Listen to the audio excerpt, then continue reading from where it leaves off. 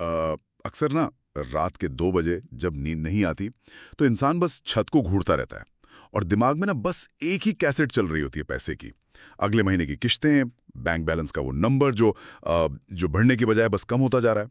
और सबसे बड़ी बात ना, वो एक डरावना एहसास कि चाहे कोई कितनी भी मेहनत कर ले, कितना भी ओवर टाइम कर ले, पैसा कभी बचता ही नहीं है। ऐसा लगता है जैसे हर कोई एक ऐसी ट्रेडमिल पर दौड़ रहा है जिसकी स्पीड तो लगातार बढ़ रही है, लेकिन कोई कहीं पहुंच नहीं रहा है। हाँ, और ये समस्या ना आज के समय में बहुत ही गहरी और बहुत गंभीर है। आज की इस दुनिया में जहाँ हर तरफ खर्चे और दिखावे का एक अदृश्य दबाव है, पैसे की चिंता इंसान को अंदर ही अंदर पूरी तरह से खोखला कर देती है। ये सिर्फ बैंक अकाउंट का खालीपन नहीं है, ये एक ऐसा मेंटल स्ट्रेस है जो सेहत, रिश्ते और जीवन की शांति मतलब सब कुछ छीन लेता है। हम सब ने हमेशा यही सुना है कि पैसे का खेल सिर्फ मैथ्स का खेल है, कि भाई अगर कोई इंसान नंबर्स में अच्छा है या अगर उसका आईक्यू बहुत हाई है तो वो यकीनन अमीर बन जाएगा। बिल्कुल, और यही सबसे बड़ा भ्रम है। अगर पैसे का डायरेक्ट कनेक्शन सिर्फ इंटेलिजेंस या मैथ्स से होता ना, तो दुनिया के सारे फाइनेंस प्रोफेसर्स और मैथमेटिशियंस अरबपति होते। लेकिन असलियत तो कुछ और ही है। आज के इस बी पॉजिटिव मास्टर क्लास वाले डीप डाइव में हम इसी भ्रम को तोड़ने वाले हैं। हमने मॉर्गन हाउसल की रिसर्च और उनकी स्टोरीज का पूरी तरह से डीप डाइव किया है, और उनका सबसे बड़ा निष्कर्ष यह है कि पैसे का खेल मैथ्स या एक्सेल शीट के फॉर्मूलाज का बिल्कुल नहीं है, बल्कि ये पूरी तरह से हमारे बिहेवियर, हमारी आदतों और हमारी साइकोलॉजी का खेल है। एग्जैक्टली। और जब हम इस बात को थोड़ा और गहराई से समझते हैं ना, तो हिस्ट्री की कुछ सबसे अजीब व गरीब कहानियां अचानक से बहुत लॉजिकल लगने लगती हैं। जैसे रोनाल्ड रीड का एग्जाम्पल ले लीजिए। वो कोई वॉल स्ट्रीट के बैंकर नहीं थे, वो एक बहुत ही साधारण इंसान थे। मतलब उन्होंने 25 साल तक एक गैस स्टेशन पर गाड़ियां रिपेयर करने का काम किया और उसके बाद 17 साल तक एक स्टोर में सफाई कर्मचारी के तौर पर फर्श पोंछा। उनका जीवन इतना साधारण था कि किसी ने उन पर कभी ध्यान ही नहीं दिया होगा। लेकिन जब 2014 में 92 साल की उम्र में उनका निधन हुआ तो पूरी इंटरनेशनल मीडिया की नज़र उन पर पड़ी। वेट, सफाई कर्मचारी पर इंटरनेशनल मीडिया का ध्यान? ऐसा क्या किया था उन्होंने? हाँ, क्योंकि इस साधारण से सफाई कर्मचारी ने अपने पीछे $8 मिलियन यानी करीब 65 करोड़ रुपए की संपत्ति छोड़ी थी। Oh wow, 65 crore! ये कहानी तो सच में दिमाग को झकझोर देने वाली है।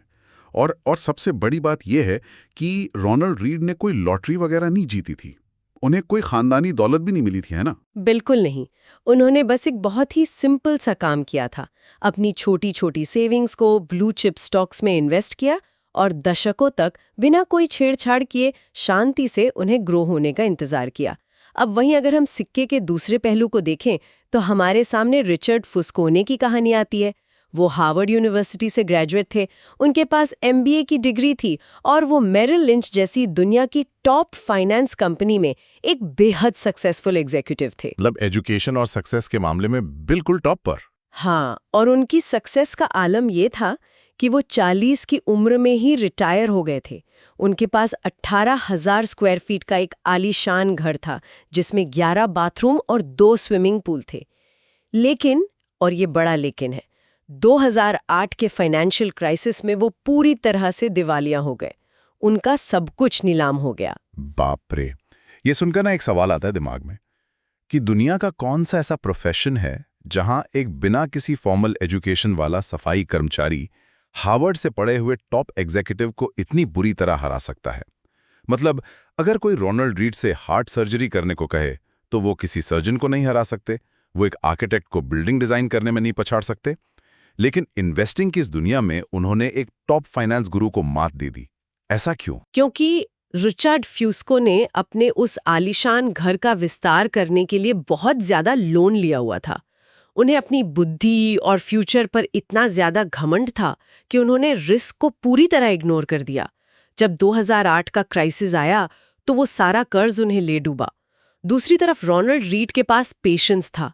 इन्वेस्टिंग दुनिया का इकलौता ऐसा फील्ड है जहां आपका बिहेवियर आपकी इंटेलिजेंस से कहीं ज्यादा मायने रखता है। सही बात है। तो इसका मतलब है कि पैसे को लेकर हमारी जो ट्रेडिशनल सोच है ना, वो पूरी तरह से गलत डायरेक्शन में जा रही है। तो चलिए आज के इस डीप डाइव में हम 3 एक्शनेबल लेसन्स पर बात करते हैं जो किसी की भी जिंदगी बदल सकते हैं। अगर सारा खेल बिहेवियर का है तो इंसान सबसे बड़ी गलती करता कहाँ है? हम सब अमीर बनना चाहते हैं, लेकिन अगर इस चाहत की गहराई में जाएं तो इंसान असल में अमीर क्यों बनना चाहता है? ये एक बहुत ही बेसिक सवाल है। सोसाइटी में ना ज्यादातर लोग इसलिए अमीर बनना चाहते हैं ताकि उन्हें सम्मान मिले, रिस्पेक्ट मिले। उन्हें लगता है कि जब उनके पास महंगे कपड़े या बड़ी गाड़ियां होंगी तो लोग उनकी इज्जत करेंगे, उन्हें देखकर इम्प्रेस होंगे। और यहीं से साइकोलॉजी की सबसे बड़ी खोट शुरू होती है, जिसे फरारी पैराडॉक्स कहा जाता है। एक मिनट, यहाँ पर मैं एक स्टूडेंट की तरह थोड़ा पुशबैक देना चाहूँगा। अगर किसी के पास पैसे हैं और वो उन्हें अच्छे कपड़े या एक बढ़िया कार पर खर्च कर रहा है, तो इसमें बुराई क्या है? पैसा तो एंजॉय करने के लिए होता है ना। अपनी सक्सेस का जश्न मनाना साइकोलॉजिकल प्रॉब्लम कैसे हो सकती है? देखो, सक्सेस का जश्न मनाना बिल्कुल गलत नहीं है। प्रॉब्लम उस सोच में है जो इंसान उस कार को खरीदते वक्त अपने दिमाग में बनाता है। मॉर्गन हाउसेल अपना खुद का एक्सपीरियंस बताते हैं।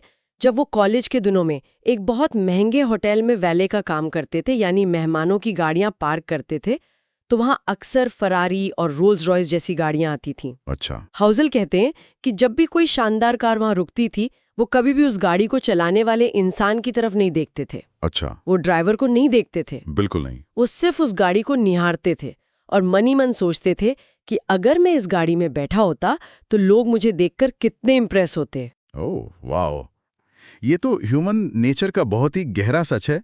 मतलब जो इंसान फरारी चला रहा है वो स्टीयरिंग व्हील पकड़े हुए ये सोच रहा है कि देखो मैं कितना अमीर हूं, बाहर खड़े लोग मेरी कितनी इज्जत कर रहे हैं। लेकिन जो इंसान सड़क पर खड़ा उसे देख रहा है, वो उस ड्राइवर की बिल्कुल इज्जत नहीं कर रहा। वो तो उस ड्राइवर को पूरी तरह से इग्नोर करके खुद को उस ड्राइवर की सीट पर इमेजिन कर रहा है। एग्जैक्टली। इंसान महंगी चीजें ये सोचकर खरीदता है कि इससे उसे सम्मान और तारीफ मिलेगी, लेकिन रियलिटी में देखने वाले लोग उस व्यक्ति की नहीं बल्कि उन चीजों की तारीफ कर रहे होते हैं। वो उन लग्जरी आइटम्स को एक बेंचमार्क की तरह यूज करते हैं, ये सोचने के लिए कि अगर उनके पास ये होता तो वो कितने कूल लगते। दौलत का ये सबसे बड़ा विरोधाभास या पैराडॉक्स है। आप जिस दिखावे के जरिए लोगों का सम्मान जीतना चाहते हैं, असल में वही दिखावा लोगों का ध्यान आपसे हटाकर उस चीज पर फोकस कर देता है। ये सुनकर ना मुझे मशहूर राइटर बिल ब्राइसन की एक बात याद आ रही है, जो उन्होंने एक्सरसाइज और डाइट के बारे में कही थी। उन्होंने कहा था कि जिम में जाकर घंटों पसीना बहाना, भारी वजन उठाना, ये पैसे कमाने जैसा है।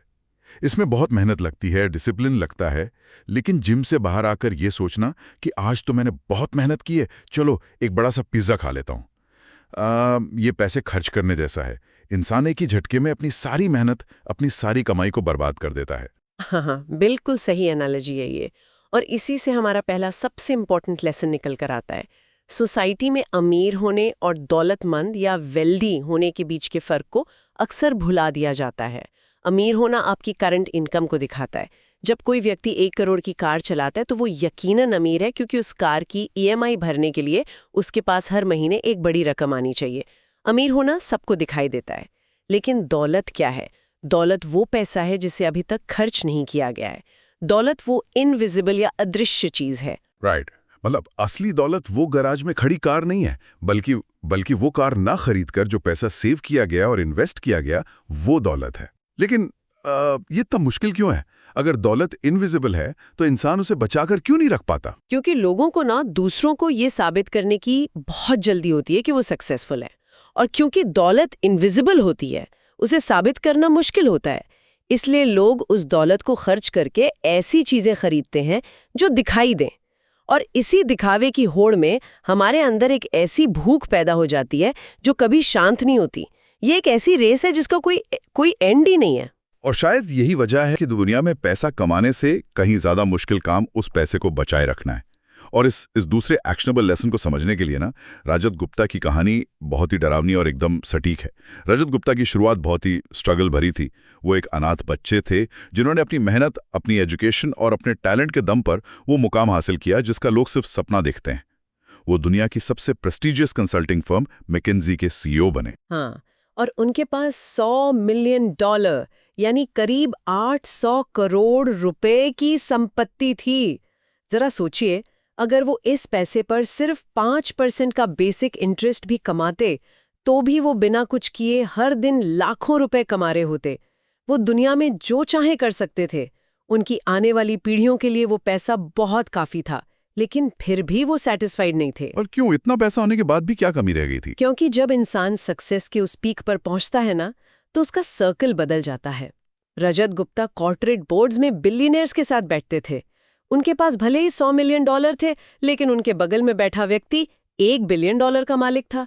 इस कंपैरिजन ने उनके दिमाग में एक ऐसा इल्यूजन पैदा कर दिया कि उनका पैसा कम है, और इस और ज्यादा की अंधी भूख में उन्होंने इनसाइडर ट्रेडिंग जैसा इलीगल काम किया। बाप रे! और इसका नतीजा क्या निकला? नतीजा ये हुआ कि उन्हें जेल जाना पड़ा।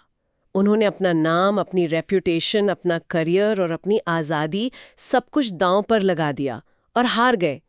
ये सब सिर्फ उस पैसे के लिए किया गया जिसकी उन्हें असल में कोई ज़रूरत ही नहीं थी। कंपैरिजन का खेल इंसान को किस हद तक ले जा सकता है, ये उसका एक सबसे बड़ा एग्जाम्पल है। और इसी के ना बिल्कुल ऑपोजिट एक और कहानी है जो इसी लेसन को रीइंफोर्स करती है। मशहूर राइटर कर्ट वॉनिकेट और जोसेफ हेलर एक बार एक बहुत बड़े बिलियनियर की पार्टी में गए हुए थे। उस पार्टी में कर्ट ने जोसेफ से कहा, ये जिस अरबपति का घर है ना, वो एक दिन में तुम्हारे उस कैच-22 नॉवल की पूरी जिंदगी भर की कमाई से ज्यादा पैसे कमा लेता है। तो इस पर जोसेफ हेलर ने क्या जवाब दिया? उन्होंने बहुत ही शांति से जवाब दिया, हाँ ये सच है, लेकिन मेरे पास कुछ ऐसा है जो इस अरबपति के पास शायद कभी नहीं होगा। मुझे पता है कि मेरे लिए कितना काफी है। जिंदगी की सबसे बड़ी सुपर पावर है।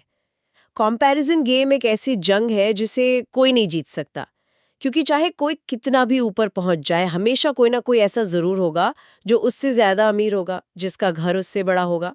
ये ना लास वेगास के कैसीनो के उस रूल की तरह है, जहां जीतने का सिर्फ एक ही तरीका होता है, अंदर जाते ही तुरंत बाहर निकल जाना। क्योंकि अगर खेलते रहेंगे तो एंड में हमेशा कैसीनो ही जीतेगा। लेकिन यहाँ ना एक बहुत ही लॉजिकल सवाल उठता है, जो मैं श्योर हूँ ऑडियंस भी सोच रही होगी। अगर कोई ये सोच ले कि उसके पास इनफ है, तो क्या इसका मतलब ये नहीं है कि वो अपनी एम्बिशन को मार रहा है? क्या इनफ सोचने का मतलब लाइफ में आगे बढ़ना छोड़ देना नहीं है? कहीं ये एक तरह का आलस तो नहीं है? ये एक बहुत ही कॉमन मिसकंसेप्शन है। इनफ का मतलब आलस या अपनी एम्बिशन को खत्म करना बिल्कुल नहीं है। इसे ना थोड़ा साइकोलॉजी के नजरिए से देखते हैं। पैसा कमाने के लिए आपको रिस्क लेना पड़ता है। आपके अंदर एक गजब का ऑप्टिमिज्म होना चाहिए। आपको ये बिलीव होना चाहिए कि आप दुनिया जीत सकते हैं। लेकिन उस पैसे को बचाए रखने के लिए, यानी सर्वाइवल के लिए, आपको इसके ठीक उल्टा माइंडसेट चाहिए होता है। उसके लिए एक तरह के डर और ह्यूमिलिटी की जरूरत होती है। डर? किस बात का डर? ये डर की जो सक्सेस आज आपके पास है, वो कल मार्केट के एक झटके में छिन भी सकती है। दुनिया की सबसे सक्सेसफुल वेंचर कैपिटल फर्म्स में से एक है सिक्वोया कैपिटल। जब उनके हेड माइकल मॉरिट्ज से पूछा गया कि उनकी 40 साल की लगातार सक्सेस का राज क्या है, तो उनका जवाब बहुत ही सरप्राइजिंग था। उन्होंने कहा कि उनकी सक्सेस का रीजन उनका टैलेंट नहीं, बल्कि उनका डर है। वो हमेशा डरे रहते हैं। उन्हें हमेशा ये लगता है कि कल का दिन आज जैसा नहीं होगा। वो कभी अपनी पुरानी सक्सेस के गुरूर में नहीं जीते। यही सर्वाइवल माइंडसेट है। आपको पता होना चाहिए कि कब रिस्क लेना बंद करना है, ताकि आप उस गेम में टिके रह सकें। और ये पॉइंट हमारे तीसरे एक्शनेबल लेसन से बहुत नाइसली कनेक्ट होता है। जब इंसान अपने लालच पे कंट्रोल करके इस गेम में सर्वाइव करना सीख जाता है ना, तब वो मैजिक शुरू होता है जिसे कंपाउंडिंग कहते हैं। अक्सर लोग कंपाउंडिंग को सिर्फ एक फाइनेंशियल टर्म मानते हैं, लेकिन ये ना नेचर का सबसे बड़ा रूल है। आइस एज या हिमयुग का एग्जाम्पल ले लीजिए। सालों तक साइंटिस्ट को लगता था कि आइस एज किसी बहुत भयानक सर्दी या एक्सट्रीम बर्फबारी की वजह से आई होगी। लेकिन जब रियलिटी सामने आई तो वो बहुत अलग थी, है ना? बिल्कुल, आइस एज का रीजन कोई एक्सट्रीम सर्दी नहीं थी, बल्कि इसका रीजन बहुत ही माइनर सा था कि गर्मियां थोड़ी सी ठंडी रह गई। इतनी ठंडी कि सर्दियों की बर्फ पूरी तरह से पिघल नहीं पाई। जमीन पर ना बर्फ की एक बहुत ही पतली सी लेयर बच गई। अब जब अगली सर्दियां आईं, तो उस बची हुई बर्फ की लेयर ने सूरज की रोशनी को वापस रिफ्लेक्ट करना शुरू कर दिया, जिसे साइंस में एल्बिडो इफेक्ट कहते हैं। राइट, और उससे ठंड और बढ़ गई होगी। एग्जैक्टली। ठंड और बढ़ गई और फिर और ज्यादा बर्फ जमा होने लगी। साल दर साल ये सीक्वेंस बिना रुके चलता रहा।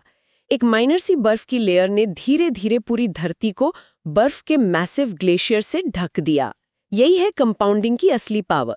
एक छोटी सी शुरुआत जब बिना किसी इंटरप्शन के लंबे टाइम तक चलती रहती है तो वो इतने मैसिव रिजल्ट्स देती है जिसकी इंसान कल्पना भी नहीं कर सकता। और अगर हम नेचर के इस रूल को इन्वेस्टिंग के भगवान कहे जाने वाले वॉरेन बफेट पर अप्लाई करें ना, तो उनका असली सीक्रेट भी पूरी तरह से क्लियर हो जाता है। पूरी दुनिया उनके इन्वेस्टिंग स्किल्स, उनके स्टॉक चुनने के टैलेंट और उनकी इंटेलिजेंस की बात करती है। लेकिन उनका सबसे बड़ा राज उनका टैलेंट नहीं, बल्कि उनका समय है। मॉर्गन हाउसल बताते हैं कि वॉरेन बफेट के $84.5 बिलियन के नेटवर्थ में से, जरा ध्यान से सुनिएगा, $81.5 बिलियन उनके 65वें जन्मदिन के बाद आए। Wait really? 65 साल की उम्र के बाद इतना बड़ा हिस्सा? ये तो अनबिलीवेबल है। हाँ, और ऐसा इसलिए हुआ क्योंकि उन्होंने 10 साल की उम्र से इन्वेस्ट करना शुरू कर दिया था। उनका पैसा 70 से ज्यादा सालों तक लगातार कंपाउंड होता रहा। अगर उन्होंने मान लीजिए 30 साल की उम्र में इन्वेस्ट करना शुरू किया होता और 60 साल की उम्र में रिटायर होकर गोल्फ खेलने लगते, तो आज शायद दुनिया में कोई उनका नाम भी नहीं जानता। वॉरेन बफेट की सक्सेस का सबसे बड़ा रीजन उनका उस गेम में बिना रुके टिके रहना है। उन्होंने अपनी पूरी लाइफ में ना तो बहुत ज्यादा डेट लिया, ना ही मार्केट क्रैश होने पर पैनिक होकर अपने स्टॉक्स बेचे। उन्होंने बस अपने पैसे को समय दिया और कंपाउंडिंग को अपना काम करने दिया। सही बात है। लेकिन यहाँ आकर ना एक बहुत ही डीप फिलोसॉफिकल सवाल दिमाग में आता है। मान लीजिए किसी ने अपनी सारी डिजायर्स पर कंट्रोल कर लिया, उसने कोई महंगी कार नहीं खरीदी, अपना सारा पैसा सेव कर लिया और उसे 40 साल तक कंपाउंड होने दिया। पर बुढ़ापे में जब इंसान 80 साल का हो जाएगा, तब उस मैसिव बैंक बैलेंस का वो करेगा क्या? उस एज में पैसे का अल्टीमेट गोल क्या होना चाहिए? क्या सिर्फ अकाउंट में एक बड़ा नंबर देखना ही गोल है? नहीं, पैसे का अल्टीमेट गोल कोई बड़ा नंबर देखना या मटेरियल चीजें कलेक्ट करना बिल्कुल नहीं है। पैसे का सबसे बड़ा डिविडेंड यानी सबसे बड़ा रिटर्न है अपने टाइम पर कंट्रोल। साइकोलॉजिस्ट एंगस कैंपल ने ना इस टॉपिक पर एक बहुत ही शानदार रिसर्च की थी। वो ये जानना चाहते थे कि इंसान की खुशी का सबसे एक्यूरेट इंडिकेटर क्या है। क्या वो हायर इनकम है, एक बड़ा आलीशान घर है, या कोई बहुत हाई स्टेटस जॉब है? तो उनका कंक्लूजन क्या था? खुशी मिलती कहाँ से है? उनका निष्कर्ष ये था कि लोगों की खुशी का सबसे बड़ा रीजन कोई मटेरियल चीज नहीं थी। कैम्बल ने देखा कि खुशी का सबसे पक्का इंडिकेटर ये फीलिंग है कि मैं आज जो चाहूं, जब चाहूं, जिसके साथ चाहूं और जितनी देर तक चाहूं कर सकती हूं। पैसे की असली वैल्यू वो आज़ादी है जो ये आपको देता है। जब किसी के पास सेविंग्स होती हैं तो वो लाइफ की अनसर्टेनिटीज से नहीं घबराता। बीमारी आने पर बिना टेंशन की छुट्टी ली जा सकती है। इंसान वो जॉब छोड़ सकता है जो उसे मेंटली परेशान कर रही हो और बिना पैनिक किए एक नए और बेटर चांस का वेट कर सकता है। मतलब सिंपल वर्ड्स में कहें तो पैसा असल में कंट्रोल खरीद कर देता है। अगर कोई आम इंसान वो काम कर रहा है जो उसे बहुत पसंद है, लेकिन उसके पास अपने टाइम का कंट्रोल नहीं है, उसे वो काम किसी और की टर्म्स पर करना पड़ रहा है, तो वो पसंदीदा काम भी बहुत जल्दी एक बोझ लगने लगेगा।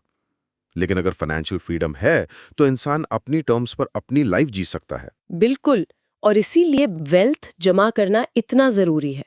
ये वो फ्लेक्सिबिलिटी और आज़ादी देती है जो आज की इस तेजी से बदलती दुनिया में सबसे ज्यादा रिक्वायर्ड है।